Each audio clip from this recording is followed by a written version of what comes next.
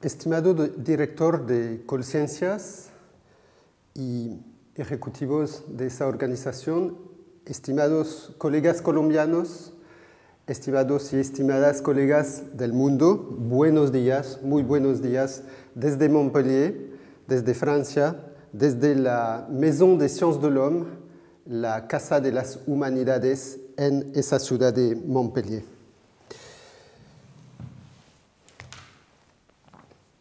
Hablamos hoy de las incubadoras de las diásporas del saber.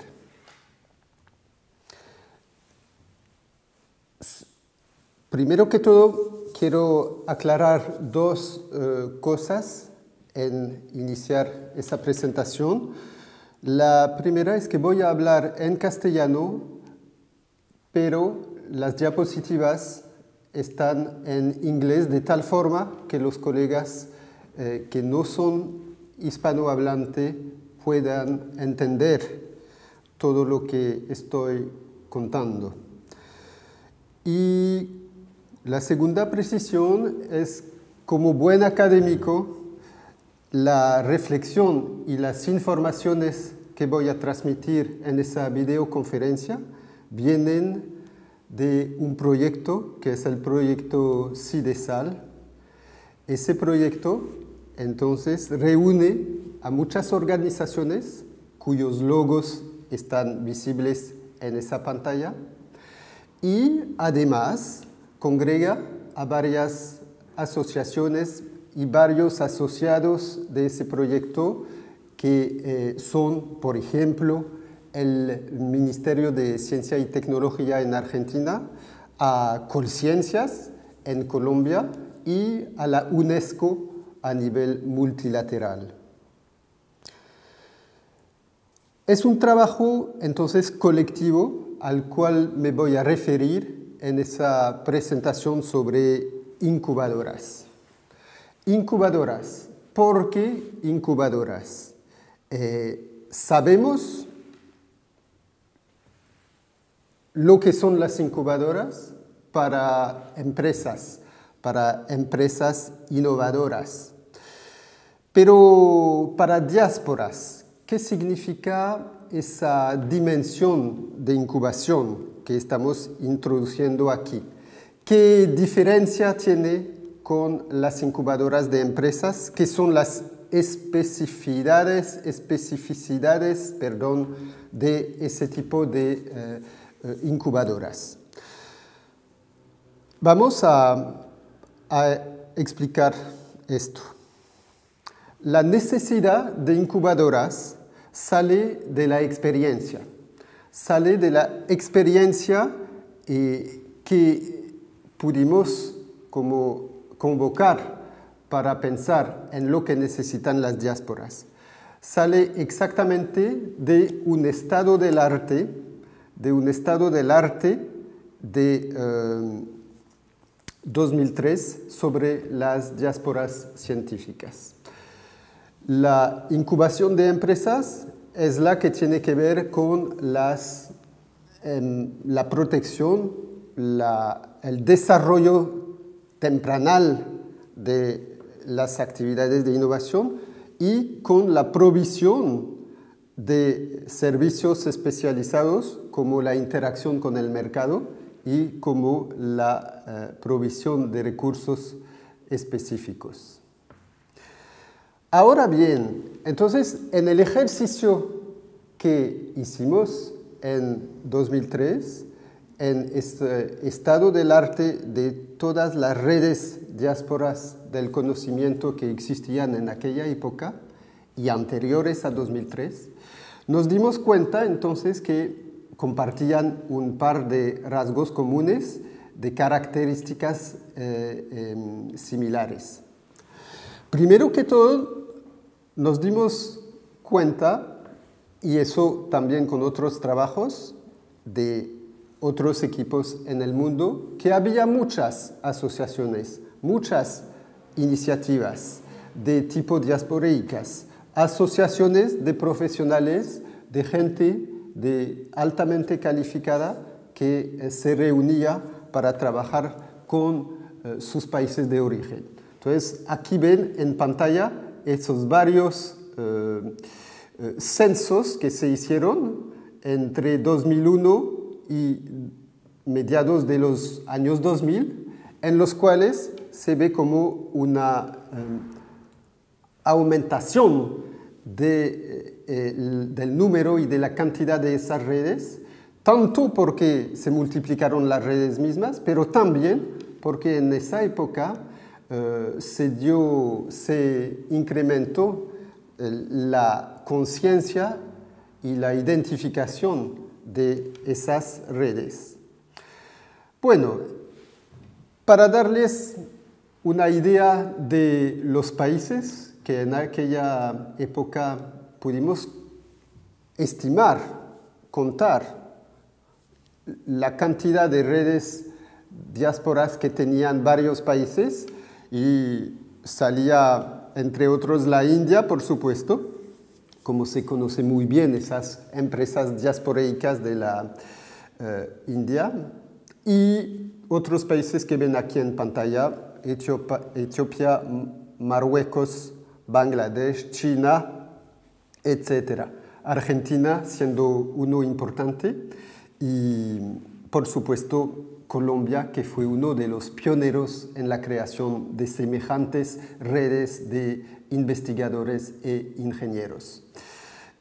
Pero, como saben, más que todo se desarrolló ese fenómeno en Asia después de haberse desarrollado inicialmente en los años 90 en la misma América Latina. Esos networks, esas redes numerosas, se ven en el caso chino. Localizamos, identificamos unas de esas a través de la investigación por el web. Entonces hubo como dos modos de buscar y hacer aparecer, volver visibles esas redes.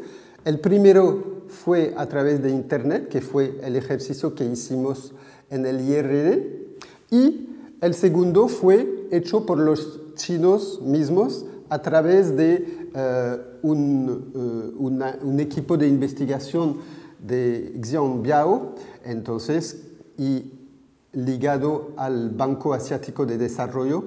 Y como ven, el primero, la pequeña estimación, viene del Internet, mientras que los chinos, que podían entonces recuperar mucho más información sobre sus diásporas a través de sus vínculos con el país y a través de su manejo del idioma chino, pudieron identificar muchísimo más que la cantidad que se podía identificar por un equipo extranjero por Internet.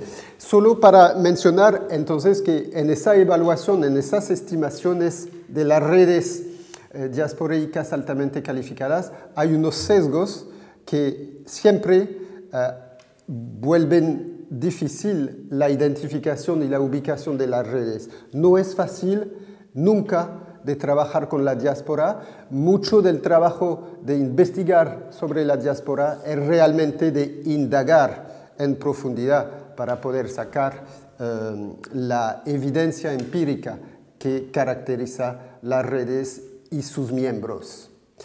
Entonces, la pequeña parte que se volvía visible era la capa superficial de los que aparecían en Internet, cuando muchos más existían en la web, pero visibles solamente para los que podían hablar chino.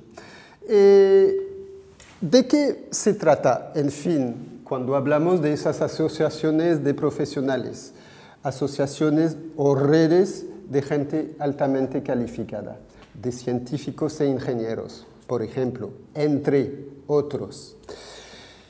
Se habla de muchos aportes, muchas contribuciones que se pueden hacer, que están aquí listadas, como el intercambio de información entre el país y su diáspora, el exterior, la transferencia tecnológica, entonces el know-how o el know-how que puede volverse posible a través de vinculación con la diáspora.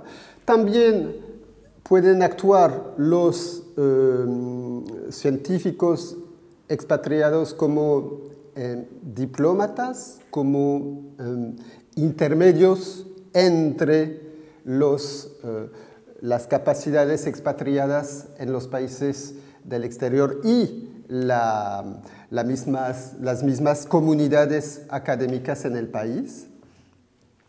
Se puede elaborar y pensar, y se hicieron muchos proyectos entre diáspora y países de origen. También la educación, la capacitación se volvió posible con aportes del exterior a las comunidades locales. Hubo creación de empresas como joint ventures de ese tipo que permitían entonces la creación de empresas compartidas entre expatriados y comunidades locales. Hubo y hay también consultorías, asesorías que traen los expatriados a sus países. Por supuesto, no hay como un solo modelo. No hay un solo modelo y hay muchas asociaciones que, en fin, hicieron unas pocas de esas funcionalidades, cumplieron con una parte, no hicieron otras. Hubo como, aquí se revela más que todo el potencial que ofrece la diáspora y ese aporte de recursos humanos altamente calificados y sus networks, sus propias redes en los países de recepción, de los cuales pueden aprovechar los países de origen. Y, en fin, lo que se ve aquí es un potencial inmenso, tanto de actividades como de redes, pues hay muchas, y hay una diversidad de actividades y de contribuciones posibles, y eso se volvió obvio entonces en ese ejercicio de estado del arte que se hizo en 2003. Después hicimos y se hicieron como recomendaciones y conclusiones de esos expertos. ¿Qué mostraron? Un dinamismo de la diáspora, un potencial para el desarrollo, igual o aún superior a las remesas financieras, son las remesas sociales en un sentido muy amplio. Pero se veía que se necesitaba unas políticas públicas apropiadas y además unas políticas institucionales, porque todo no se desarrolla a nivel gubernamental y político central, sino también a niveles de instituciones y de organizaciones, entonces, y que había que traer un apoyo a la constitución de los links, de las relaciones, de apoyo también a los mismos actores y a las acciones, o sea, los proyectos que esos actores llevan. Entonces, lo que apareció obvio, porque se profundizó ese análisis de las docenas de redes, aún más, como vimos que había como más de 300 de esas redes identificadas. Cuando se hizo un análisis un poquito en profundidad de aquellas, se pudo mirar entonces que en los años siguientes, entonces en mediados de los años 2000, que había una fragilidad recurrente de esas redes, había una precariedad del membership, de los miembros en cuanto a su involucramiento en las redes. Había una inconsistencia en las actividades, en las iniciativas de las redes y había como ineficacidad general en muchos casos de las que analizamos. Se vio como unos límites del aporte de esas redes, no tanto en términos de objetivos, sino en términos de realizaciones. Entonces, una explicación que que pudimos dar, es la de una falta de profesionalismo en las empresas hechas.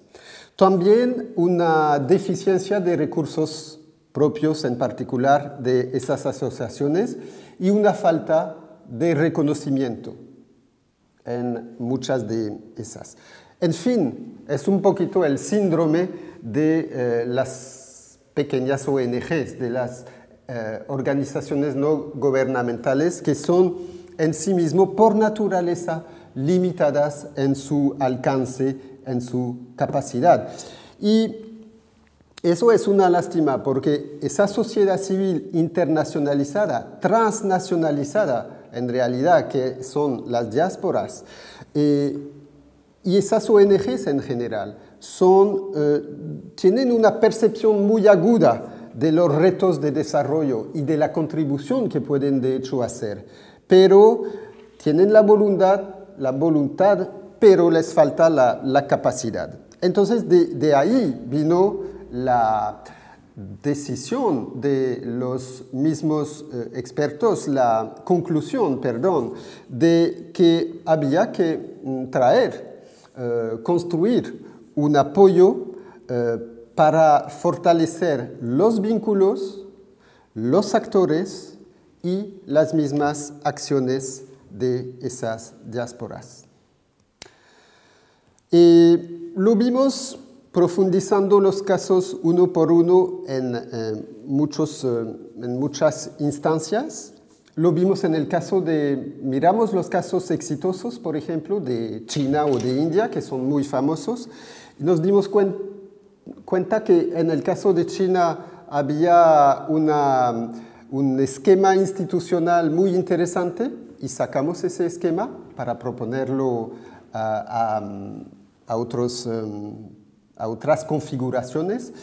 Por ejemplo, la multiinstitucionalidad en China, muy sorprendente en un país que pensaría uno que el gobierno central es muy centralizado, pero que en realidad había una participación a los esfuerzos de la diáspora, a las llamadas de las diásporas, que era multiinstitucional, con participación central de varios ministerios, educación, investigación, asuntos exteriores, asuntos interiores, etc. A nivel regional, los gobiernos regionales, a nivel local, municipalidades, a nivel paraestatal, a nivel asociativo, a nivel mixto como las academias científicas, por ejemplo, muy activas en la relación con sus pares en el exterior. Había también el sector productivo, las empresas nacionales o gubernamentales públicas o paragubernamentales que se involucraron, que llamaron a expertos de exterior y que se vincularon. Entonces hubo todo un complejo de relaciones en torno a los expatriados y a sus propuestas. En la India, otro caso exitoso, hubo como una circulación muy intensa de personas entre Estados Unidos e India.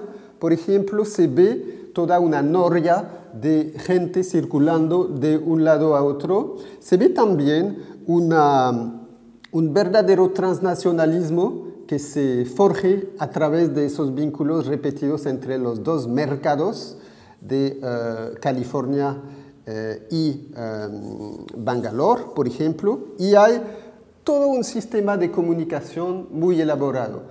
Desde muy temprano, los indios, los informáticos, los ingenieros en informática de la India y expatriados en América, se metieron al Web 2, al Web 2.0, entonces muy interactivo, desde muy temprano. Entonces hubo toda una vitalización social de la diáspora a través de esos medios de comunicación. Esas son lecciones que pudimos sacar así anecdóticamente de la mirada a los casos asiáticos, por ejemplo. Pero intentamos ir más allá de esos casos anecdóticos y de mirar en una manera más racional cómo interpretar el éxito y el fracaso de las iniciativas de las redes diásporas. A ver qué nos podía explicar, qué nos podía justificar que unos lograban participar eficazmente al desarrollo y otros no tanto. Entonces miramos esto y sacando todos esos casos empíricos, fuimos en capacidad de dar una explicación conceptual que basamos sobre una teoría, es la teoría del actor red, que fue pensada por Michel Calon, Bruno Latour, John Lowe en Europa, que después se transmitió y que explica los sucesos de la innovación. Los procesos de innovación se vuelven exitosos o fracasan a través de las redes que logran o no logran construir, y para construir esas redes de conocimientos, esas redes científicas, esas redes técnicas, entonces hay 4 operaciones por hacer. Esas 4 operaciones son las que ven aquí resumidas en la pantalla. Primero queda la problematización, segundo la movilización, tercero enrolamiento, cuarto el interesamiento. Cada una es una parte del éxito, si se logra entonces realizar esas operaciones, de éxito de las redes de innovación. Problematización es que los actores convergen y en un sentido común de la acción por hacer. La movilización es que se muevan hacia un objetivo común. El enrolamiento es la articulación formalizada y como elaborada, detallada de los actores para que se vinculen de manera operacional en la construcción de la innovación. Y finalmente el interesamiento es la estabilización de las relaciones y el hecho de que se vuelvan durables a través de mediadores que se ponen para sostener y alimentar sus acciones. Entonces aquí aplicamos esa teoría de las redes innovativas a las redes diasporeicas innovativas también, que son las redes diásporas del conocimiento, y lo traducimos entonces en la parte aquí derecha de la pantalla, que es entonces las incubadoras. Las incubadoras son necesitan implementar la convergencia de la gente. Necesita que ellos que están en el exterior se muevan así fuera virtualmente en dirección, en orientación hacia su país de origen. La tercera es que sus actividades tienen que encajar con las actividades de los países de origen y también de los otros que están en el mundo, entonces del resto de la diáspora, y también de las actividades del país de recepción. Tienen entonces que articular y encajar esas actividades, y el interesamiento es el compromiso durable para la acción. Y eso define, en fin, lo en que el incubador consiste, porque el incubador, la incubadora, refleja, condensa esas funcionalidades que acabamos de describir, esas 4 operaciones que se necesita implementar, realizar para poder lograr que esas redes se vuelvan eficientes, efectivas y que puedan concretar proyectos. Las tareas por hacer son de buscar y encontrar a la gente. Eso no es menor tarea, es muy importante.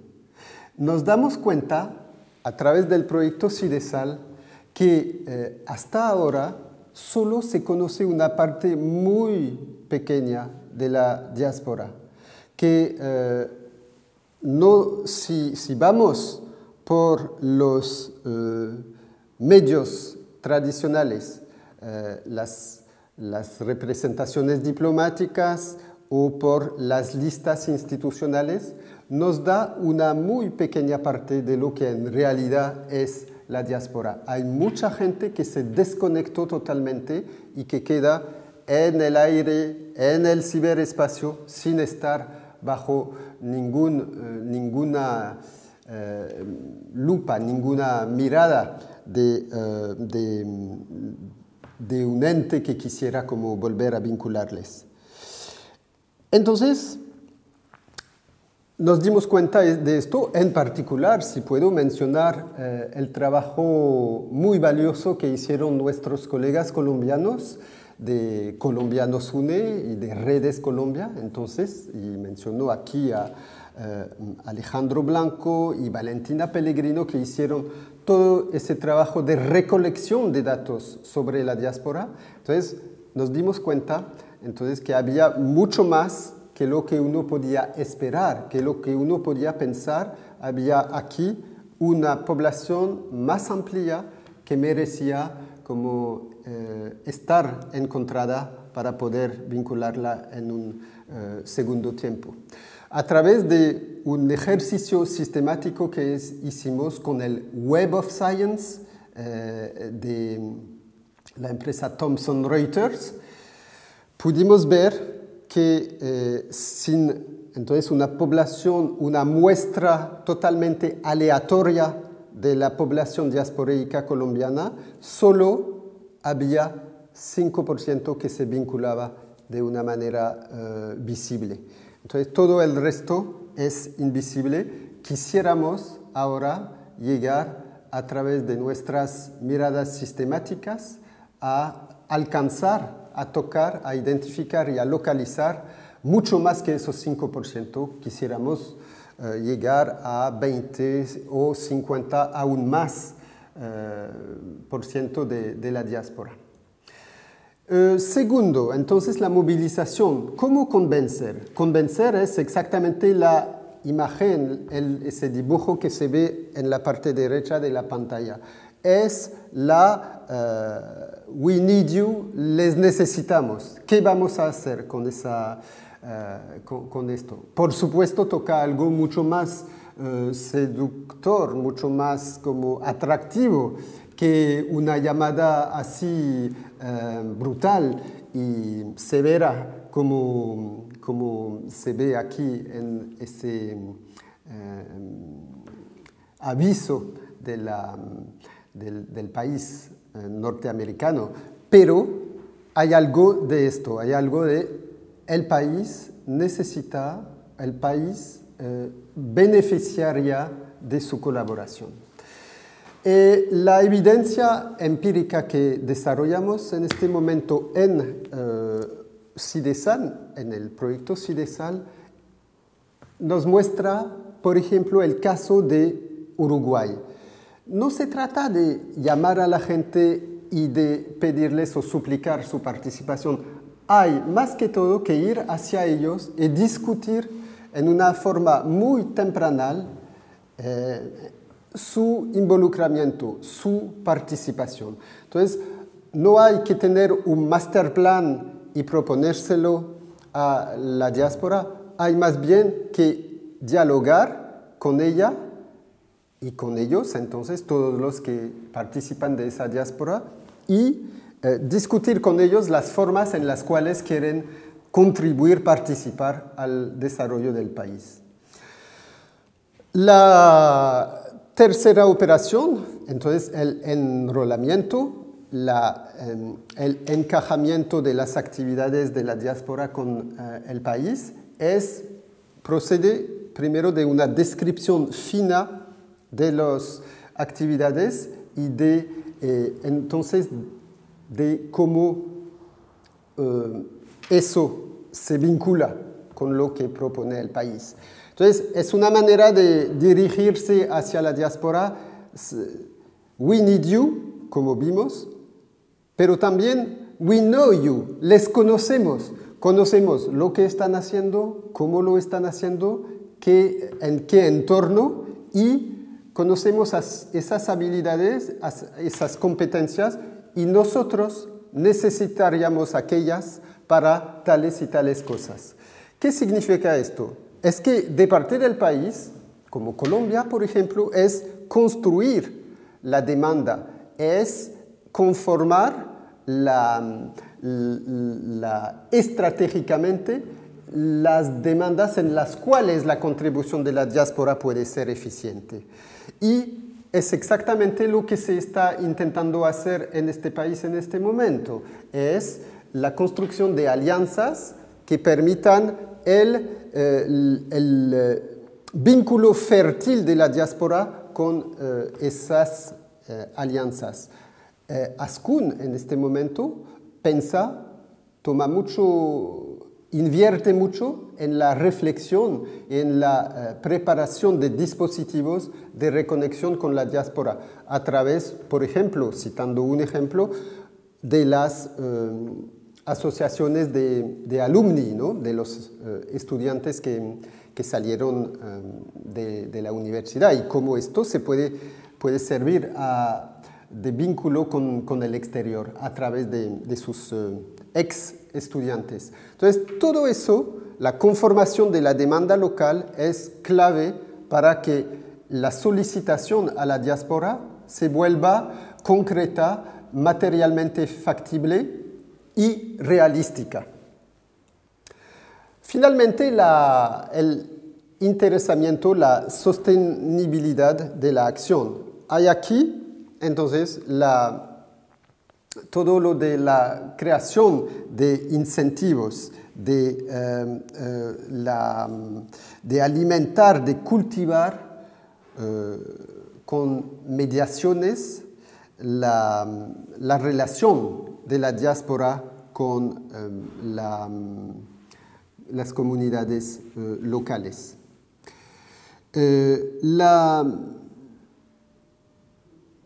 Hay como aquí todo un trabajo entonces de propuesta de los recursos para alimentar esa acción. Entonces, hay recursos materiales y hay recursos simbólicos. Todo es de utilidad en esa distinción de la diáspora que se hace. Por ejemplo, los viajes. Se puede facilitar la interacción a través de viajes y de la circulación de gente, como lo vimos muy bien en el caso de la India, con esos puentes aéreos entre California y la India, que son muy lejanos y sin embargo que funcionan muy bien. También el trabajo a distancia, todo lo que fortalece a través de la tecnología un trabajo interactivo entre personas dispersas. Aquí hay todo un trabajo entonces de concepción, pero también de difusión, de diseminación de esas herramientas de comunicación. Y finalmente, pensando en el caso de Colciencias, particularmente en ese día, los programas institucionales. Colciencias empezó un ejercicio remarcable, destacable, que es la convocatoria a los científicos expatriados que se hizo en las semanas pasadas y que trajo un éxito tremendo en términos de convocatoria, de capacidad de atraer a muchos de aquellos que señalaron sus deseos, sus motivaciones para hacer unos proyectos conjuntos. En esto hay que decir entonces que es muy importante tener ese tipo de programa en el cual la comunidad nacional y sus agencias como Colciencias contribuyen, involucran y apoyan materialmente con finanzas, con una cofinanciación de los proyectos. Quiero solamente atraer su atención sobre la prudencia que hay que mantener con ese tipo de ejercicio. Si se llama a gente y que muchos de ellos contestan presentes, aquí estamos, queremos participar. Y si los recursos son muy limitados y no permiten tanto trabajo con tantos equipos distintos, hay que pensar en opciones laterales que permitan la recuperación de esas propuestas para otros esquemas programáticos. Por ejemplo, si el presupuesto de conciencia se limita a unos 10, 15 equipos, entonces para que entre los 50 otros buenos equipos que propusieron buenas propuestas, entonces proponerles un esquema de orientación hacia otras agencias o de participación de otros financiadores, o también puede ser también de que se guarde la perspectiva para un año siguiente, o pensar en que se negocia con su país en el cual trabajan un acuerdo para que ellos contribuyen materialmente a la propuesta hecha, etc. Hay que encontrar como una manera de no desanimar la motivación que generó la convocatoria. Hay que pensar en no dejar por atrás expectativas decepcionadas. Es muy importante porque históricamente, si miramos a la Red Caldas, hubo algunos fenómenos de ese tipo que fueron muy dañinos para el ambiente y la dinámica de la Red Caldas en su época. Bueno, la incubadora, en fin, es un paquete que provee información, provee una información de 4 tipos. Entonces, la información es uno de los tipos de aporte que se realizan a través de la incubadora. Aquí, en el proyecto CIDESAL, ya existe ese resultado informativo, informacional, es el Observatorio MICAL, Migración Internacional de Científicos de América Latina. Ese Observatorio MICAL provee mucha información sobre las mismas poblaciones calificadas en el exterior de América Latina y sobre sus vínculos y sus asociaciones. El segundo aporte, el segundo rango o eje de dispositivos que estamos construyendo en las incubadoras de CIDESAL, es la tecnología. Estamos desarrollando el programa 1x1. Es un software que da como la posibilidad de una investigación sistemática, automatizada de la gente expatriada y que permite una descripción de sus capacidades, de sus competencias, de sus aportes potenciales al país. Entonces, es un instrumento de inteligencia artificial para encontrar y hacer esa indagación sistemática tan compleja y tan difícil en las búsquedas tradicionales de ciencias sociales. En tercero, la incubadora debe proveer los usuarios con instrucciones técnicas y operativas del software y de la información, y debe capacitar a esos actores con el uso de esos instrumentos, de esas herramientas, tanto para interpretar la información estadística del observatorio, por ejemplo, que comentaba entonces del primer punto, como del manejo del software uno por uno. Entonces hay toda una parte de guidelines, de instrucciones para poder utilizar esa herramienta de información y esa herramienta de software con eficacia. Eso se está como desarrollando. Finalmente, la cuarta parte de la incubadora es el complejo de recomendaciones políticas. Entonces, de política que permita como desarrollar la capacidad de los actores y principalmente de los estados, de los gobiernos, pero también, como lo dije anteriormente, de los entes públicos a un nivel inferior, a escala menor, local o regional, y también a nivel institucional y organizacional, cómo organizar la captación del aporte de la diáspora en una forma eficaz, cuáles son los elementos que lo permiten.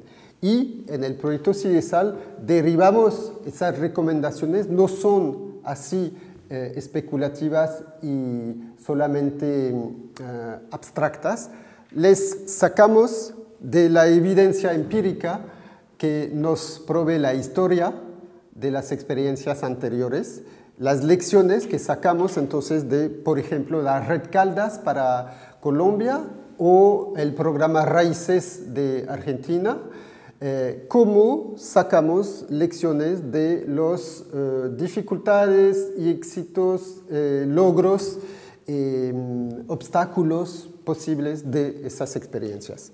Y también lo buscamos explorando a unos sectores particulares, como por ejemplo la biotecnología en Uruguay y Argentina, que sabemos mucho que tuvo desarrollos ligados con los aportes de los expatriados famosos, como los premios Nobel argentinos como Leloir o Milstein, que fueron expatriados mucho tiempo, y para Milstein toda su vida científica en el exterior. Entonces hay toda esa interpretación del caso biotecnología, cómo la diáspora contribuyó a distancia al desarrollo y cómo sigue contribuyendo hoy en día, en qué forma detalladamente se hacen esas transferencias que logran producir algo en el final. Esos estudios históricos y sectoriales nos permiten deducir las recomendaciones racionales, sistemáticas para política. Ahora bien, quería, siendo virtualmente en Colombia, mostrarles uno de los resultados, como primeros resultados que podemos presentar sobre Colombia.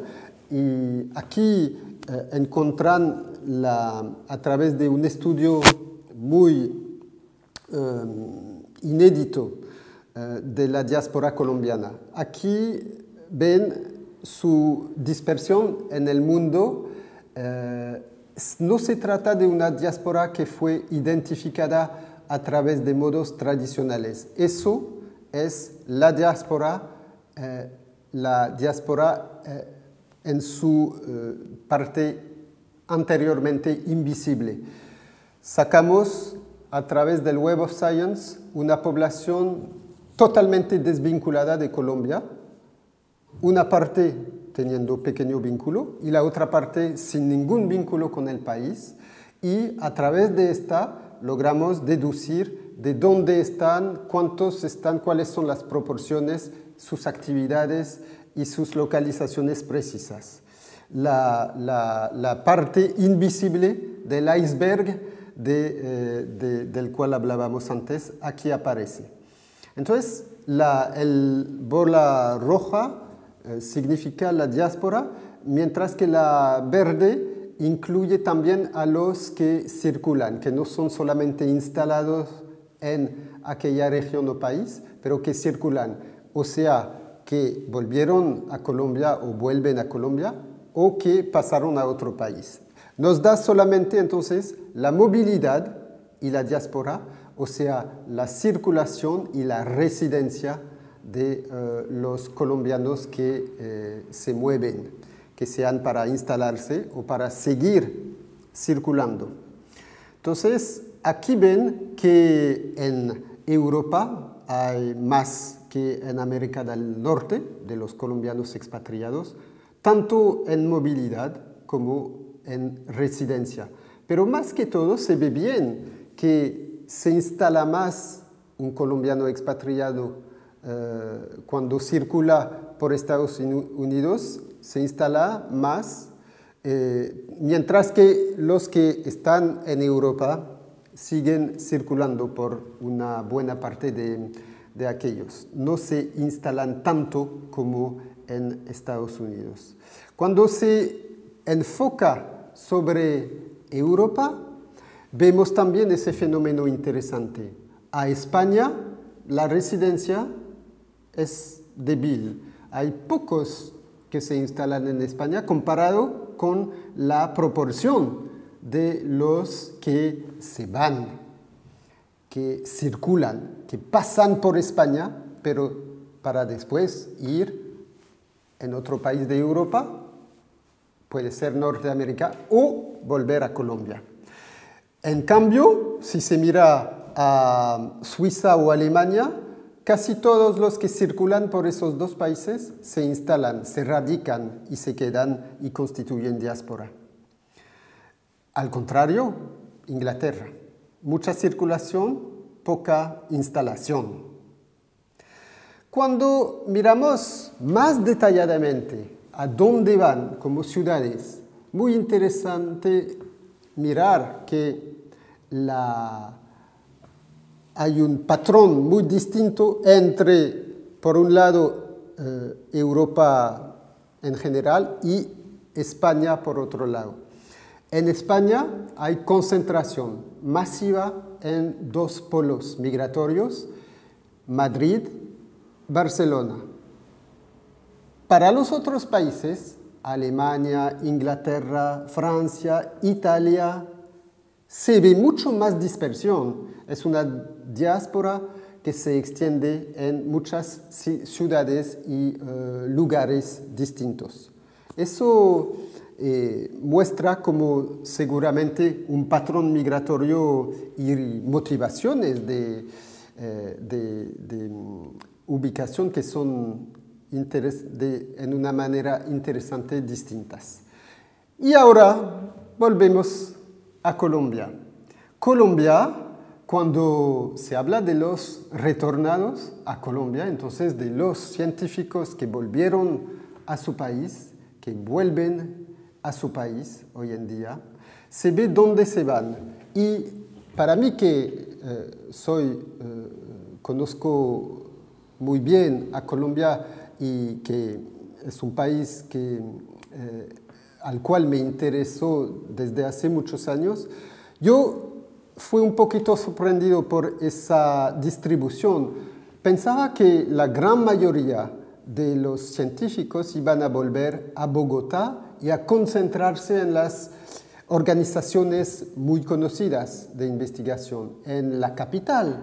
Como suele ser en muchos países, se supone que la gente vuelve más que todo a la capital cuando vuelve, aun si salió de otra ciudad, porque allí, en la capital, se concentran los recursos, las capacidades, las instituciones, en fin, todo.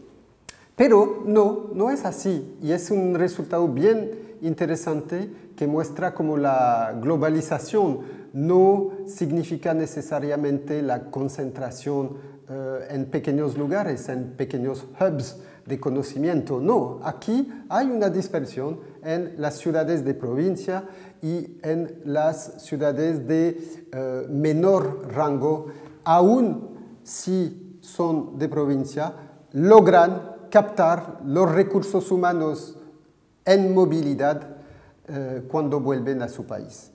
Es algo que vemos también en los dos otros países que investigamos muy profundamente en el proyecto CIDESAL, Argentina y Uruguay. Los dos manifiestan como una tendencia similar.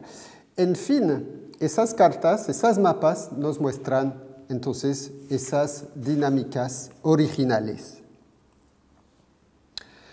Bueno, es tiempo ahora de concluir y quería volver a lo que dijimos inicialmente, incubadora, ¿para qué? ¿Por qué? ¿A qué sirve? Vuelvo entonces a esa noción de protección.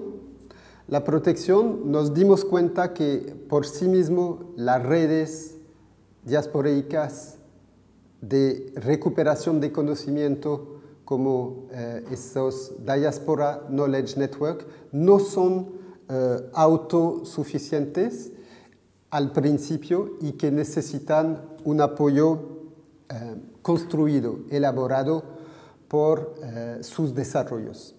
El desarrollo precisamente precoz de esas redes innovativas se debe acompañar para lograr esa innovación propuesta, como entonces ese potencial que vimos claramente para lograr una realización necesita ese acompañamiento de las incubadoras y los servicios de apoyo a los cuales referimos para las empresas, entonces relaciones y apoyo material y sustancial. Entonces lo vemos aquí, la incubadora, tal como la desarrollamos en CIDESAL, tiene un propósito de vínculo entre actores, por una parte, y de relación con los recursos, con otra parte. Entonces, provisión de relaciones y provisión, alimentación de recursos físicos o humanos. Ahora, quiero insistir como segundo punto de conclusión sobre la situación actual. Hoy en día existe una situación particular. Hablábamos, y de la cual toca aprovechar. Hablábamos hace 20 años del brain drain, de la fuga de cerebros, con centro y periferia. Ese esquema muy clásico se ha estallado con el paradigma de la circulación ahora. Sí, es así hoy en día. Hemos entrado en un mundo multipolar. El último informe de la ciencia en el mundo, producido por la UNESCO hace menos de un año, este informe apunta precisamente a la emergencia de muchos otros países afuera de la tradicional tríada norteamericana, europea y japonesa. Y muestra muy bien cómo se dispersa la capacidad de producción de conocimiento y de innovación en el mundo hoy en día. Eso tiene muchas implicancias, muchos efectos, muchas consecuencias sobre los flujos migratorios hoy en día. La crisis europea hoy acelera ese proceso de nivelación, de reequilibraje entre las regiones del mundo. No hay duda que vamos hacia un mundo mucho más distribuido en términos de capacidades y entonces con flujos que van en todas las direcciones. No hay, por lo tanto, que esperar que de hoy a mañana todos los colombianos que estén afuera hoy vuelvan a su país, a Colombia mañana. No es así que se va a hacer. Sigue una remanencia, una inercia social en particular en la circulación. Hay que tener en cuenta el hecho de que muchos van a volver aprovechando del dinamismo latinoamericano y del factor push, que sería más bien la crisis en Europa, pero muchos también van a seguir circulando en muchas partes y hay por eso que guardar la capacidad de interactuar con esa gente.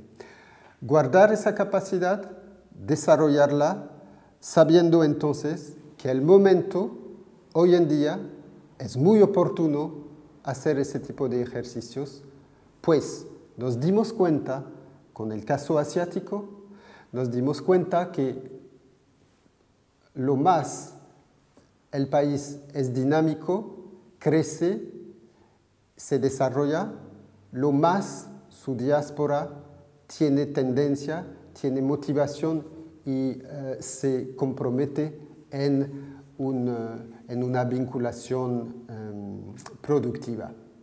Les agradezco por su atención, les deseo un encuentro que siga en las mejores condiciones y espero seguir como en comunicación con ustedes.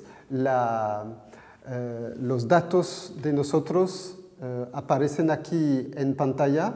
El proyecto CIDESAL estaremos muy atentos a que se pueda ser de utilidad para Colombia, para Colciencias y para todos los colegas que se esfuerzan de trabajar en redes y con el exterior en cooperación. Muchas gracias y hasta luego.